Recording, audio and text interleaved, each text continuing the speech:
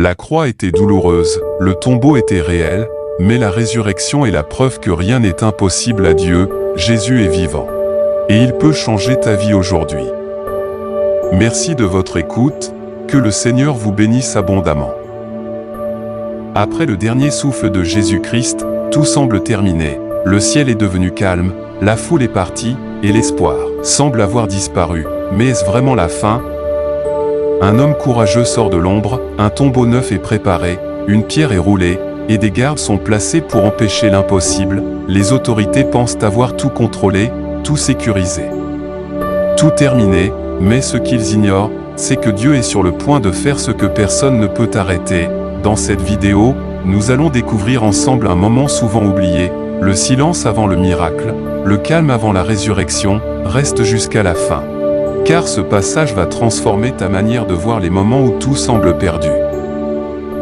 Puis ils s'assirent, et le gardèrent, pour indiquer le sujet de sa condamnation, on écrivit au-dessus de sa tête, « Celui-ci est Jésus, le roi des Juifs ». Avec lui furent crucifiés deux brigands, l'un à sa droite, et l'autre à sa gauche. Les passants l'injuriaient, et secouaient la tête, en disant, « Toi qui détruis le temple, et qui le rebâtis en 3 jours, sauve-toi toi-même. Si tu es le Fils de Dieu, descends de la croix. » Les principaux sacrificateurs, avec les scribes et les anciens, se moquaient aussi de lui, et disaient, « Il a sauvé les autres, et il ne peut se sauver lui-même. Si les rois d'Israël, qu'il descende maintenant de la croix, et nous croirons en lui. Il s'est confié en Dieu, que Dieu le délivre maintenant, s'il l'aime. Car il a dit, « Je suis fils de Dieu ». Les brigands, crucifiés avec lui, l'insultaient de la même manière. Depuis la 6e heure jusqu'à la 9e, il y eut des ténèbres sur toute la terre, et vers la 9e heure, Jésus s'écria d'une voix forte, « Élie, Élie, lama sabachthani » c'est-à-dire, « Mon Dieu, pourquoi m'as-tu abandonné ?» Quelques-uns de ceux qui étaient là, l'ayant entendu, disaient, « Il appelle Élie », et aussitôt l'un d'eux courut prendre une éponge, qu'il remplit de vinaigre, et, l'ayant fixé à un roseau, il lui donna à boire, mais les autres disaient, « Laisse, voyons si Élie viendra le sauver. » Jésus poussa de nouveau un grand cri, et rendit l'esprit.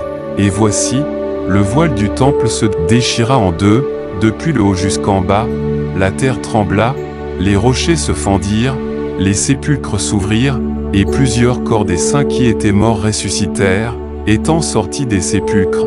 Après la résurrection de Jésus, ils entrèrent dans la ville sainte, et apparurent à un grand nombre de personnes. Le centenier et ceux qui étaient avec lui pour garder Jésus, ayant vu le tremblement de terre et ceux qui venaient d'arriver, furent saisis d'une frayeur, et dirent, « Assurément, cet homme était fils de Dieu. » Il y avait là plusieurs femmes qui regardaient de loin, qui avaient accompagné Jésus depuis la Galilée, pour le servir. Parmi elles étaient Marie de Magdala, Marie, mère de Jacques et de Joseph, et la mère des fils de Zébédée. Voici l'explication de ces versets. Jésus est déjà très affaibli après avoir été battu. Les soldats obligent un homme nommé Simon de Cyrène à porter sa croix. Cela nous montre que suivre Jésus implique parfois de porter une croix, des épreuves, mais aussi que Dieu peut utiliser d'autres personnes pour nous aider dans nos moments difficiles. Jésus est cloué à la croix. Les soldats se partagent ses vêtements et mettent une inscription, « Celui-ci est Jésus, le roi des Juifs ». Même dans la souffrance, Jésus est réellement roi. Son royaume n'est pas terrestre, mais spirituel. Les passants, les chefs religieux et même les brigands se moquent de Jésus. Jésus supporte l'humiliation sans répondre avec haine. Il nous apprend à rester fort même quand on est rejeté ou incompris. Pendant plusieurs heures, il y a des ténèbres. Jésus crie, « Mon Dieu, pourquoi m'as-tu abandonné ?» Jésus prend sur lui le péché du monde. Il ressent une séparation avec Dieu pour que nous ne soyons jamais abandonnés. Jésus meurt après avoir poussé un grand cri. Ce n'est pas une défaite, mais un sacrifice volontaire pour sauver l'humanité. Le voile du temple se déchire, la terre tremble, des morts ressuscitent, Le voile déchiré signifie que l'accès à Dieu est maintenant ouvert à tous, plus besoin d'intermédiaires.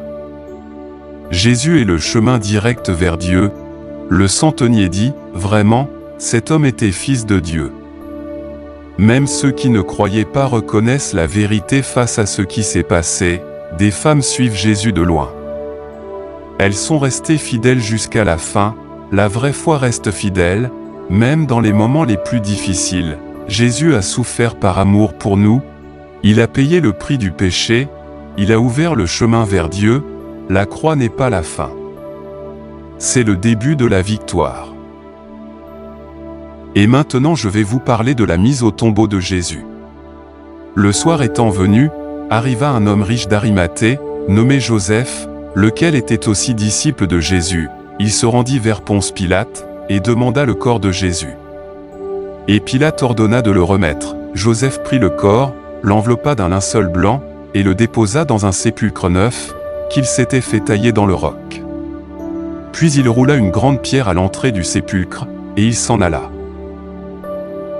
Marie de Magdala et l'autre Marie étaient là, assises vis-à-vis du sépulcre. Le lendemain, qui était le jour après la préparation, les principaux sacrificateurs et les pharisiens allèrent ensemble auprès de Pilate, et dirent, « Seigneur, nous nous souvenons que cet imposteur a dit, quand il vivait encore, après 3 jours je ressusciterai, ordonne donc que le sépulcre soit gardé jusqu'au 3e jour, afin que ses disciples ne viennent pas dérober le corps, et dire au peuple, il est ressuscité des morts. » Cette dernière imposture serait pire que la première. Pilate leur dit, « Vous avez une garde, allez, gardez-le comme vous l'entendrez. » Ils s'en allèrent, et s'assurèrent du sépulcre au moyen de la garde, après avoir scellé la pierre. Voici l'explication de ces versets. Même dans un moment de tristesse, Dieu suscite des personnes courageuses. Joseph n'a pas honte de Jésus, il agit avec amour et honneur. La fidélité des femmes montre que l'amour pour Dieu ne dépend pas des circonstances. Les chefs religieux vont voir Pilate.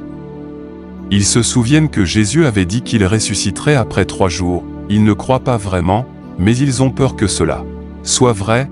Parfois, certaines personnes combattent la vérité parce qu'elles en ont peur. Pilate autorise une garde, le tombeau est scellé, surveillé par des soldats, tout est fait pour empêcher un miracle. Humainement, il est impossible que Jésus sorte du tombeau. Jésus est vraiment mort, ce n'est pas une illusion. Le tombeau est bien fermé et surveillé, personne ne peut tricher ou voler le corps. Donc quand la résurrection arrive, c'est une puissance divine incontestable. Dieu agit même quand tout semble terminé. Ce qui paraît bloqué pour les hommes n'est jamais bloqué pour Dieu. La fidélité dans les moments difficiles est précieuse, même quand tout semble scellé, fermé, fini, Dieu prépare déjà la résurrection. Et maintenant je vais vous parler de la résurrection de Jésus, et vous donner son explication.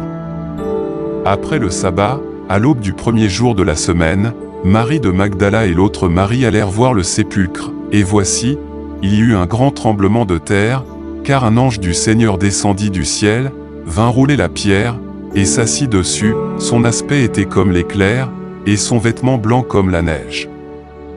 Les gardes tremblèrent de peur, et devinrent comme morts, mais l'ange prit la parole, et dit aux femmes, « Pour vous, ne craignez pas, car je sais que vous cherchez Jésus qui a été crucifié. Il n'est point ici, il est ressuscité, comme il l'avait dit.